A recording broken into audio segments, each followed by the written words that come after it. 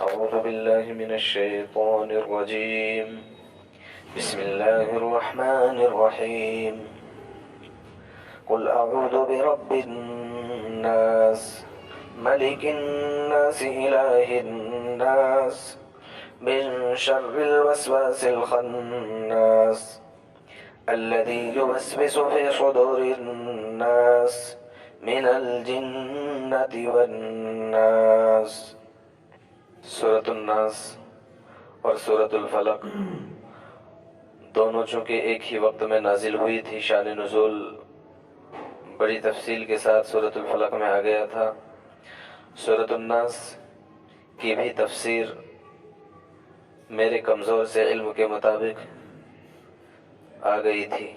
ایک بہت اہم مسئلہ چونکہ سورۃ الناس کے اندر جو بیان فرمایا گیا ہے وہ ہے وسوسہ اور خیالات، کہ جو بطور خاص اس وقت میں دیندار طبقے کے لیے بہت بڑا مسئلہ بنا ہوا ہے۔ قربان جائیں صحابہ کرام رضوان اللہ علیہم اجمعین پر کہ جنہوں نے ایک ایک مسئلے کو حضور اکرم صلی اللہ تعالی علیہ وسلم کے سامنے رکھ کر سوالات کی شکل میں اور ایک ایک جواب کو محفوظ فرما کر اپنے بعد والے لوگوں کو اور ہم تک پہنچا دیا۔ یقیناً محسن ہے ہمارے لیے حضرات صحابہ کرام اور صحابیات رضوان اللہ تعالی علیہم اجمعین۔ تو بہرحال تفسیر اور وضاحت تو چونکہ آ چکی تھی، یہی ایک مسئلہ میرے اپنے ذہن میں آیا کہ وسوسے کے متعلق بھی میں کچھ عرض کروں۔ احادیث کی روشنی میں کچھ باتیں میں عرض کرنے کی کوشش کروں گا۔ وسوسہ کے لیے مسلم شریف ایک کتاب ہے جو عالمیت کے اندر پڑھائی جاتی ہے۔ باقاعدہ حضرت امام مسلم رحمۃ اللہ علیہ نے ایک باب باندھا ہے وسوسوں کو بیان کرنے کے لیے، بابٌ فی الوسوسہ، اور اس میں بے شمار احادیث اور بہت لمبا بیان حضرت امام صاحب رحمۃ اللہ علیہ نے بیان فرمایا ہے۔ تو سب تو نہیں، لیکن بہرحال کچھ نہ کچھ کسی نہ کسی درجے میں۔ ایک تو بہت اہم روایت اللہ کے رسول صلی اللہ علیہ وسلم کی یہ ہے، حضرت ابو ہریرہ رضی اللہ تعالیٰ عنہ راوی ہے، فرماتے ہیں اللہ کے رسول صلی اللہ علیہ وسلم ان اللہ تجاوز لی عن امتی ما وسوست به صدورها ما لم تعمل او تکلم۔ میری امت سے اللہ تعالیٰ نے وسوسوں اور خیالات کو معاف رکھا ہے جب تک کہ ان پر عمل نہ کر لے یا جب تک کہ ان کو زبان پر نہ لے آئے۔ دوسری روایت یہ حدیث جو ہے حضرت امام بخاری رحمۃ اللہ علیہ نے بھی نقل فرمائی۔ دوسری حدیث ہے کہ جس کو نقل فرمایا ہے حضرت امام مسلم رحمۃ اللہ علیہ نے مسلم شریف میں، یہ بھی حضرت ابو ہریرہ رضی اللہ تعالی عنہ سے ہی ہے، جس کا مطلب یہ ہے، فرماتے ہیں کہ اللہ کے رسول صلی اللہ علیہ وسلم سے بعض صحابہ نے باقاعدہ سوال کیا تھا، یا رسول اللہ صلی اللہ علیہ وسلم ہمارے دل میں کبھی کبھی بہت عجیب عجیب سے سوالات اٹھتے ہیں اور بہت عجیب عجیب باتیں ہوتی ہیں، یا رسول اللہ صلی اللہ علیہ وسلم ان کو زبان پر لانا بہت دشوار کن معاملہ ہوتا ہے، ہمارے لیے بہت بھاری گزرتا ہے کہ زبان پر لائے۔ حضور اکرم صلی اللہ علیہ وسلم نے پھر سوال کیا، میرے صحابہ کیا واقعی یہی حالت ہوتی ہے دل کی کہ بہت بوجھ ہوتا ہے، بہت گراں گزرتا ہے دل پر؟ کہ جی ہاں یا رسول اللہ صلی اللہ علیہ وسلم۔ فرمایا ذالک صریح الایمان، یہ تو صریح ایمان ہے۔ تیسری روایت حضرت امام مسلم ہی نے نقل فرمائی ہے کہ جس کے راوی ہے حضرت ابن عباس رضی اللہ تعالی عنہ، جس کا مطلب ہے کہ ایک صحابی آئے، ایک شخص آئے اور آ کر عرض کیا، یا رسول اللہ صلی اللہ علیہ وسلم میں اپنے آپ سے باتیں کرتا رہتا ہوں، میرے اندر کچھ سوالات اٹھتے ہیں، کبھی کچھ بولتا ہوں کبھی کچھ بولتا ہوں، یا رسول اللہ صلی اللہ علیہ وسلم میں جل کر کوئلہ ہو جانا پسند کروں گا اس بات کی بنسبت کہ میں اس کو زبان پر لاؤں۔ فرمایا اللہ کے رسول صلی اللہ علیہ وسلم نے الحمدللہ تمام تعریف اللہ کے لیے ہے، اس اللہ کے لیے ہے جس نے اس معاملے کو وسوسوں اور خیالات تک ہی محدود کر دیا، اس سے آگے نہیں جانے دیا۔ یہ 3 روایتیں ہیں۔ بہرحال وسوسے اور خیالات اس صورت ہی کے اندر آ گیا تھا کہ من الجنت والناس، کہ یہ انسان بھی ڈالتے ہیں وسوسے خیالات اور جنات بھی، یعنی شیاطین بھی ڈالتے ہیں۔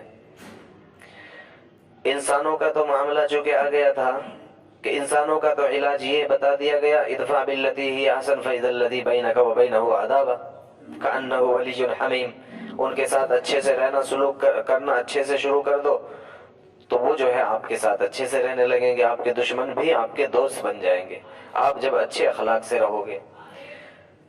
اور اس سے بھی بڑھ کر اگر نہیں ہوا تو پھر انسانوں کا معاملہ تو یہ رہے گا کہ ان سے قتال ہوگا، جہاد ہوگا، یا تو ہم ہار جائیں گے یا تو ہم جیت جائیں گے، ہاریں گے تب بھی شہید ہوں گے، جیت جائیں گے تو بہرحال جیت ہی جائیں گے۔ اب مسئلہ آتا ہے شیطان کا، ان وسوسوں کا جو جنات شیاطین کی طرف سے ڈالے جا رہے ہیں، نہ تو ہم اس سے ہار سکتے، ہاریں گے تو بھی بربادی، نہ ہم اس کو خوش کر سکتے۔ وسوسے اور خیالات کی تقسیم ہے۔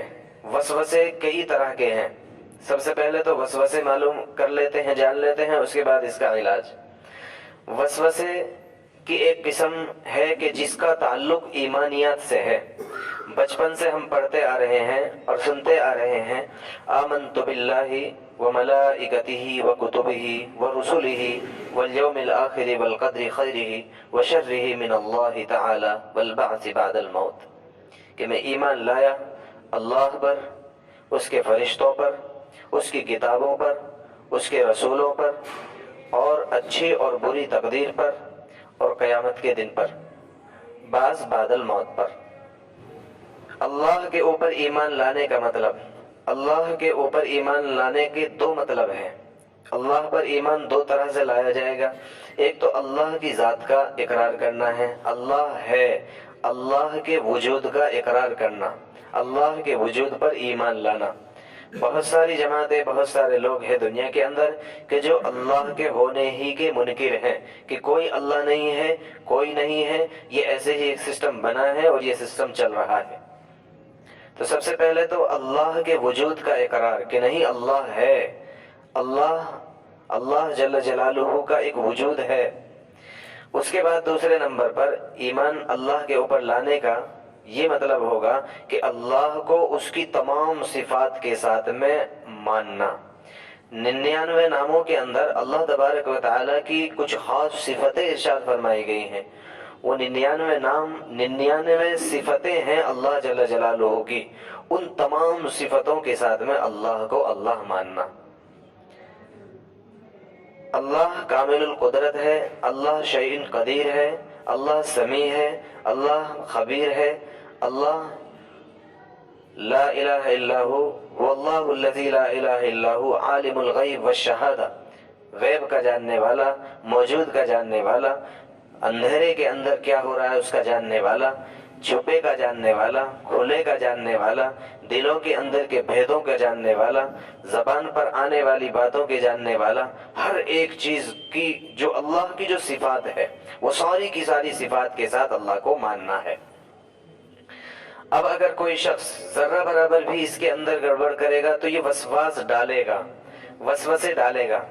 وسوسے کبھی تو آئیں گے، آتے بھی ہیں کہ جو ہے یہ ساری چیزیں تو ٹھیک ہے، یہ سب زمین بنائی اللہ نے، یہ آسمان بنایا، یہ سب کچھ بنایا، تو اللہ کو کس نے بنایا؟ یہ وہ سوال بھی تھا کہ جو صحابی نے بھی عرض کیا تھا یا رسول اللہ صلی اللہ علیہ وسلم، لیکن زبان پہ لانا بہت دشوار ہو رہا ہے، اس کو زبان پہ نہیں لا سکتا۔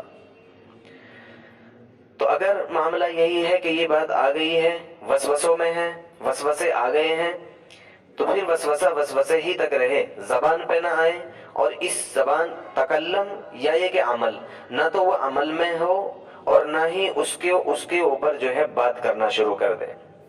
نہایت ہی احتیاط کے ساتھ اللہ کو اللہ کے وجود کے ساتھ ماننا اور اس کی تمام صفات کے ساتھ ماننا۔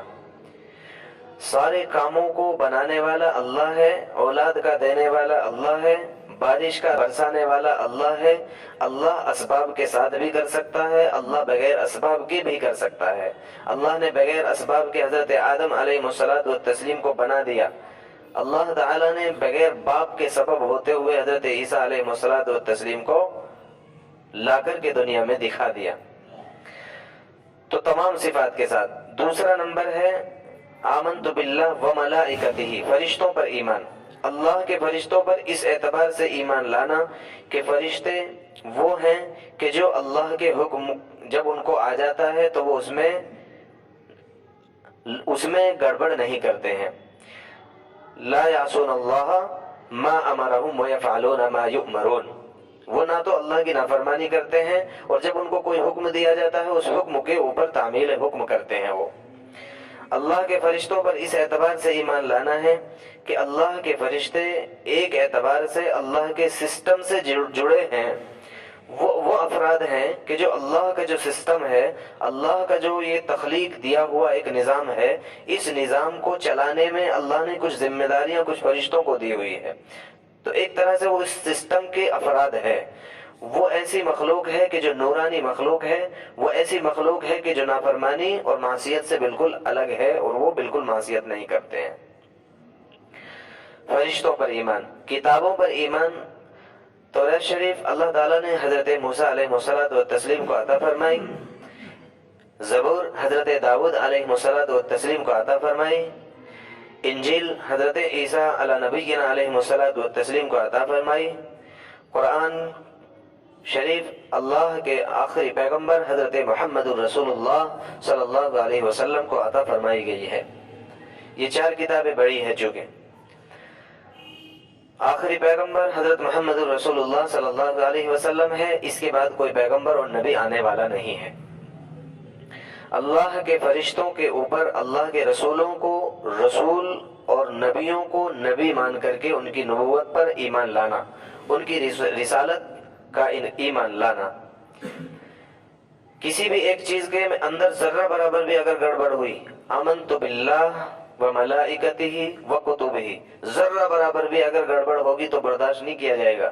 وہ وہی ہے، یہ وہی چیز ہے، وہی تفصیل ہے کہ جس کو اللہ نے قرآن میں کہا ہے آمنو کما آمن الناس، ایمان لانا ہے لوگوں کے ایمان لانے کی طرح۔ ذرہ برابر بھی گڑبڑ ہوگی تو بالکل نہیں برداشت کیا جائے گا، اس کو نکال کر ڈال دیا جائے گا الگ۔ تو کتاب اور رسول، تمام کے تمام انبیاء علیہ الصلوۃ والتسلیم حق پر تھے، تمام کے تمام انبیاء علیہ الصلوۃ والتسلیم حق پر ہیں۔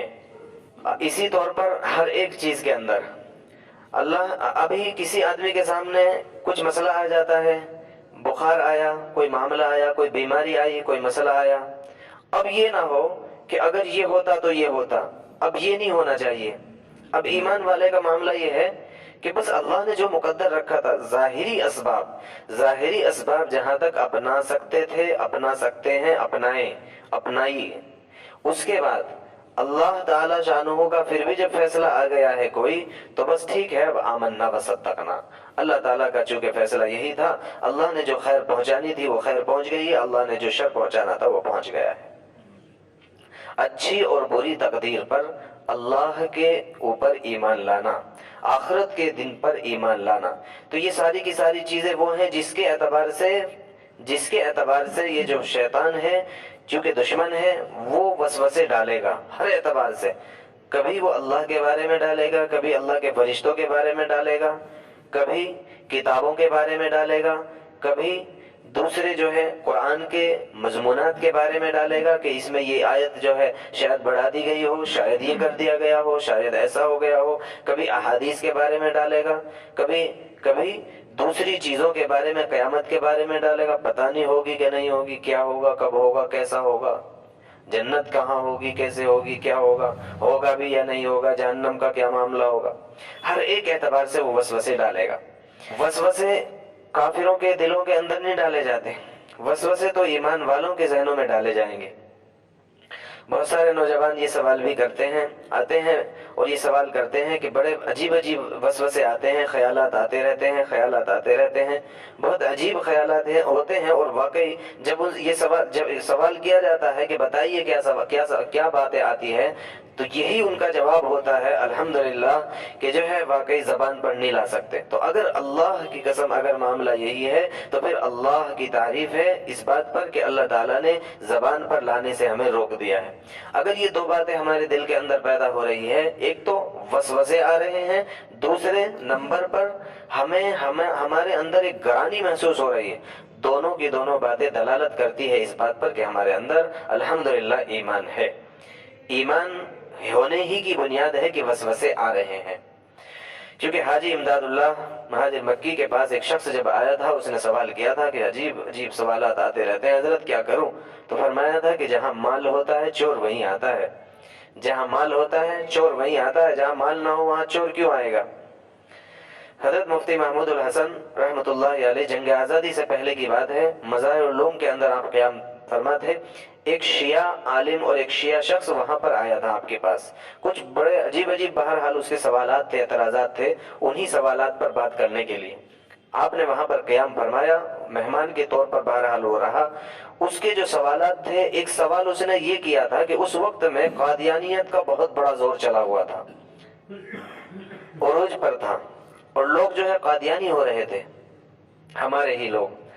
تو یہ سوال اس نے کیا باقاعدہ کہ عجیب بات ہے، شیعوں میں سے ایک بھی آدمی نہیں دیکھا ہوگا آج تک، آپ نے نہ سنا ہوگا کہ شیعہ قادیانی بن گیا، شیعہ کبھی قادیانی بنا ہی نہیں۔ تو بہرحال یہ سوال کیا تو آپ نے یہ فرمایا تھا کہ بھائی شیطان اتنا بے وقوف نہیں ہے، شیطان بے وقوف نہیں ہے کہ ایسی جگہ پر کام کرے کہ جہاں پر اسے کوئی لابھ اور فائدہ ہی نہ ہو۔ اسے تو پتا ہے وہاں پر کام کرنے سے کوئی فائدہ نہیں، وہ تو اپنے ہی ہے، وہ تو باطل پر ہے ہی، وہ تو کفر پر ہے ہی، تو وہاں کیوں محنت کرے گا؟ تو شیطان تو بہت چال باز ہے، شیطان تو بے وقوف تھوڑا ہی ہے وہاں جا کر کے اپنی محنت ضائع کرے گا۔ یہ حضرت نے جو ہے باقاعدہ تحریر بھی فرمائے۔ تو بہرحال وسوسے جو ہے، تو وسوسے کی ایک تو یہ ہے قسم کہ خیالات کا آنا، زبانوں پر آنا۔ حضور اکرم صلی اللہ علیہ وسلم کے سامنے ایک واقعہ جو آیا تھا، حضرت عمر فاروق رضی اللہ تعالیٰ عنہ تورات شریف کے کچھ رکے کچھ پرچے لے کر آ گئے، اور آ کر کے آپ نے پڑھنا شروع کر دیا، ان کے نیچے جو ان میں جو ہے دیکھا اور دیکھ کر جو ہے آپ نے شروع کر دیا۔ اللہ کے رسول صلی اللہ علیہ وسلم تشریف فرما ہے، حضرت ابو بکر اور صحابہ دوسرے بھی بیٹھے تھے، لیکن آپ کا چہرہ مبارک جو ہے متغیر ہونا شروع ہو گیا، لیکن چونکہ حضرت عمر فاروق رضی اللہ تعالیٰ عنہ تو دیکھ تو نہیں رہے تھے چہرے کی طرف، وہ تو کتاب میں دیکھ رہے تھے، ورقوں کی طرف دیکھ رہے ہیں اور پڑھتے جا رہے ہیں، آپ کے چہرے کے اندر جو ہے غصے کے آثار اور زیادہ تیزی سے نمودار ہوتے جا رہے ہیں۔ حضرت ابو بکر رضی اللہ تعالیٰ عنہ نے فوراً جو ہے حضرت عمر فاروق کو کہا کہ عمر، تجھے رونے والی عورتیں روئیں، یعنی تو ہلاک ہو جائے، یہ تو کیا کر رہا ہے؟ کیا تمہیں نظر نہیں آتا محمد رسول اللہ صلی اللہ علیہ وسلم کا چہرے کا غصہ؟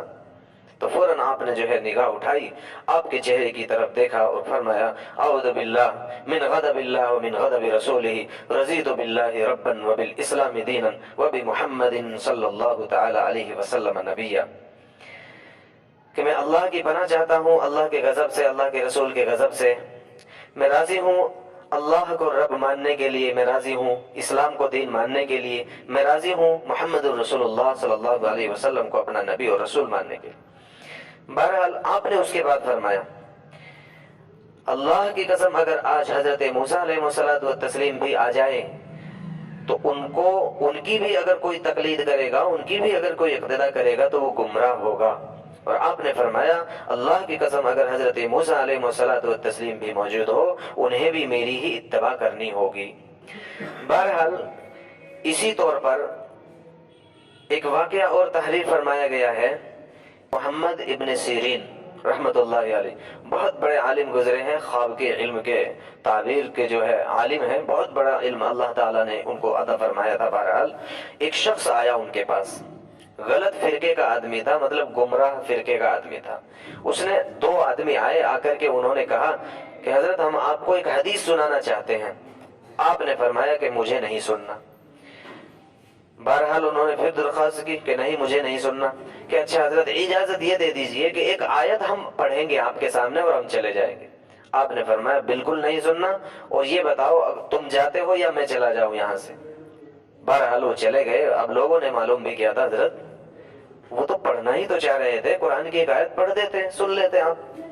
تو آپ نے فرمایا کہ پتہ نہیں اس کی زبان پر چونکہ غلط تھا، گمراہ آدمی ہے، غلط عقیدے والا آدمی ہے، تو پتہ نہیں اس کے اثرات اور اس کے خیالات وہی اس کی زبان سے نکلنے والے کلمات میں منتقل ہو کر میرے ذہن میں آ جاتے، میرے دل کے اندر آ جاتے، اور میں ساری زندگی ان کے جوابات ہی ڈھونڈتا رہتا، مجھے کبھی نہ ملتا ان سوالات کا جواب کیا کروں۔ اتنا احتیاط رکھنے والے لوگ تھے وہ، کہ اتنا احتیاط۔ اب تو اگر کوئی آدمی جو ہے ہمیں جو ہے باقاعدہ علم بھی نہیں ہے، اگر میرے پاس بھی نہیں ہے اور سامنے والے کے پاس بھی نہیں ہے، اس کے باوجود دونوں بحث کر رہے ہیں، اس کے باوجود دونوں بحث کر رہے ہیں، کہیں واٹس ایپ پر، کہیں دوسری چیزوں پر، ہر جگہ پر دو آدمی کھڑے ہوئے ہیں، علم بھی نہیں ہے، یا یہ کہ ایک کو علم ہے دوسرے کو علم نہیں ہے، دونوں بحث کر رہے ہیں۔ ایک بھی اگر ذرا سا بھی خیال اگر دل کے اندر گڑبڑ والا آ گیا تو ساری زندگی اللہ کی قسم نکالنا مشکل ہو جاتا ہے۔ جب ایک وسوسہ دل کے اندر آ جاتا ہے تو وسوسہ بہت خطرناک چیز ہے، اسی لیے فرمایا تھا اللہ کے رسول صلی اللہ علیہ وسلم نے یہ مونڈنے والا ہے، اور میں نہیں کہتا یہ بالوں کو مونڈتا، یہ دین کو مونڈنے والی چیز ہے، دین کو ختم کر دیتے ہیں۔ ایک وسوسہ آتا ہے دل میں اور بس اب وہی جو ہے پوری زندگی کو برباد کر کے رکھ دیتا ہے۔ تو بہرحال احتیاط کے ساتھ زندگی گزارے۔ وسوسے کی ایک قسم تو ہے کہ وسوسہ ایمان سے متعلق، ایک دوسرا ہے وسوسہ فسق اور فجور سے متعلق۔ ایک نیک آدمی ہے، ظاہر سی بات ہے نیک ہی آدمی ہے، یا یہ کہ ایک آدمی جو ہے چوری کرتا تھا پہلے، وہاں سے چوری کو چھوڑ دیا، اب اللہ کے راستے میں آ گیا ہے۔ ایک آدمی شرابی تھا، وہ شراب چھوڑ کے اللہ کی راہ پر آ گیا ہے۔ ایک آدمی بے نمازی تھا، نماز چھوڑ کر نماز کے راستے پر آ گیا ہے۔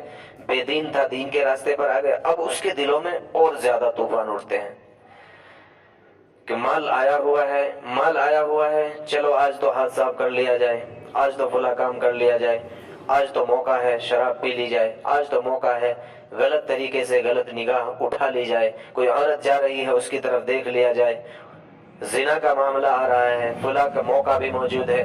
بہت سارے وسوسے فسق اور فجور سے متعلق، تو لہٰذا ان کے اندر بھی یہ بھی وسوسے آئیں گے اور آتے ہیں، لیکن یہ وسوسے بھی اگر کسی کے ساتھ یہی ہے کہ جو ہے وسوسے آتے تو ہے لیکن وہیں پر رک جاتا ہے کہ نہیں مجھے نہیں کرنا، موقع بھی تھا کر سکتا تھا، زنا کا موقع بھی تھا، وہ بھی تیار تھی، حالات بھی تھے، جگہ بھی اکیلی تھی، لیکن وسوسہ آیا، لیکن اللہ کے لیے فوراً دل کے اندر بات یہ آئی نہیں اللہ سے ڈرنا ہے، نہیں مجھے یہ عمل نہیں کرنا ہے، مجھے یہ کام نہیں کرنا ہے۔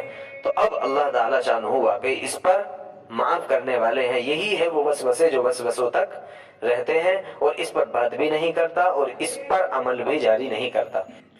وسوسے تیسری قسم کے جو متعلق ہوتے ہیں بے وقت خیالات آنے سے۔ بے وقت وسوسے اب یہاں پر بالکل برے نہیں ہیں، یعنی ان پر عمل بھی کر لے تو بھی برے نہیں ہیں اگر غیر وقت میں ہو، لیکن یہ وقت چونکہ غلط ہے، اس غلط وقت میں یہ وسوسے آئے ہیں تو اس وقت میں یہ غلط ہے۔ ایک آدمی نے جو ہے وضو کے لیے ٹوٹی کھولی اور ہاتھ جو ہے دھونے کے لیے جو ہے پانی استعمال کرنے کے لیے ٹوٹی کھولی ہے، نل کھولا ہے، اب بیٹھا ہوا ہے، ایک اور آدمی آ گیا ہے، باتیں کر رہا ہے، گرمی کا زمانہ ہے، ٹھنڈا ٹھنڈا پانی استعمال کر رہا ہے۔ ایک مسئلہ یہ بھی ہے پانی کا استعمال بغیر ضرورت کے، یعنی ضرورت سے زائد اگر پانی استعمال کرتا ہے تو وہ مکروہ تحریمی ہے اگر اپنا پانی ہے، مالک خود ہی ہے تو پھر مکروہ تحریمی ہے، لیکن اگر وہ پانی مسجد کا ہے تو حرام ہے غیر ضرورت سے زائد پانی کا استعمال۔ ایک آدمی جو ہے وضو ہی 2 بالٹی نکال دیتا ہے، 1 بالٹی نکال دے رہا ہے، حرام ہے۔ حرام صرف شراب پینا نہیں ہے، اور بھی بہت سارے کام حرام ہوتے ہیں۔ تو بہرحال اب اس نے جو ہے وسوسے آ گئے ہیں، سوچنے بیٹھ گیا ہے، پانی چل رہا ہے، سوچ رہا ہے، نیت باندھی اور اب وسوسے آ گئے، اب دکان کا حساب شروع ہو گیا، اب گھر کی حالات شروع ہو گئے۔ ایک آدمی کو اب کل جو ہے 1 لاکھ روپیہ دینا ہے، 80 تو ہو گئے ہیں، 20 کا اور انتظام کرنا ہے، کس سے لینا ہے، یہ وسوسے آ رہے ہیں. حالانکہ یہ اگر نماز کے علاوہ بیٹھ کے سوچتا تو کوئی غلط تھوڑا ہی ہے، بالکل صحیح ہے، لیکن غلط ٹائم پر آ رہے ہیں، غلط وقت پر آ رہے ہیں. یہ غلط وقت یہ ہے کہ چونکہ نماز کا وقت ہے، اس وقت میں یہ سارے وسوسے گھوم رہے ہیں، یہ ساری کی ساری چیزیں چل رہی ہیں. تو اس وقت میں یہ ہوتا کیوں ہے؟ اس کی بھی وجہ حضرات مفسرین کرام نے باقاعدہ اس کے اندر ارشاد فرمائی ہے، تحریر فرمائی ہے کہ دیکھو یہ وسوسے آ اس لیے رہے ہیں چونکہ ہمیں ایک باقاعدہ ایک عمل بہتر طریقے سے کرنے کا ایک نظام دیا گیا ہے. اذان پڑھوائی گئی ہے نماز سے باقاعدہ 15 منٹ اور کہیں پر آدھا گھنٹہ پہلے. وہ اذان کا مطلب ہی یہ تھا کہ اذان سے پہلے آپ تیار ہو جائیے، وضو سے فارغ ہو جائیے، اذان سنیے. اب اذان کے بعد جو ہے آپ اذان کا جواب بھی دیجئے اور دعا بھی پڑھیے. اب اس کے بعد آپ نماز شروع کر دیجئے، اپنی نماز پڑھیے. اب جب تک فرض کا معاملہ آئے گا تب تک آپ تیار ہو چکے ہوں گے. ہو یہ نہیں رہا، ہو یہ رہا ہے کہ اذان ہو چکی ہے، تکبیر کہی جا رہی ہے. اب تکبیر جب کہی جا رہی ہے 20 سیکنڈ بچے ہیں، اب دکان بند کرتے ہیں، اب چلو. اب بھاگ رہا ہے، اب بھاگتے بھاگتے بہرحال آ کر کے جو ہے اب نل کھول رہا ہے. اب اس میں ظاہر سی بات ہے وسوسے بھی آئیں گے، اس میں جو ہے ظاہر سی بات ہے ساری کی ساری برائیاں اب وہاں پر موجود رہے گی.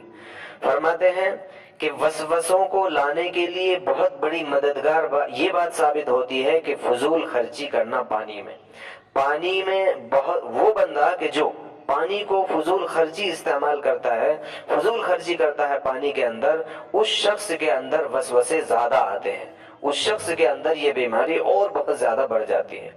تو بہرحال یہ ہے وسوسے انسانوں کی طرف سے بھی آئیں گے. تو انسانوں کی طرف سے آئیں گے تو اس کا تو طریقہ وہ ہے جو بتا دیا گیا، اور جو شیاطین کی طرف سے وسوسے آئیں گے اس کے لیے استغفار اور توبہ اور پناہ اللہ کی جو سکھائی گئی ہے کہ دونوں صورتیں ہر شخص، ہر بندہ، ہر اللہ کی بندی، ہر چھوٹا اور بڑا ان کو جو ہے صبح اور شام میں جو ہے پڑھا کرے. بہت اہم ہے اور بہت خاص ہے.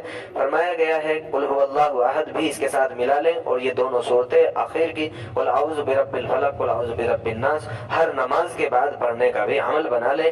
اللہ تعالیٰ شانہ اس کی برکت سے امان بھی فرمائیں گے، لوگوں کے بھی شر سے بچائیں گے اور ساری مخلوق کے شر سے بچائیں گے. اور بہت اہم یہ کہ شیطان کا جو شر ہے اس سے بھی اللہ تعالیٰ حفاظت فرمائیں گے. اللہ رب العزت سے دعا ہے مجھے بھی ہم سبوں کو عمل کی توفیق مرحمت فرمائیں.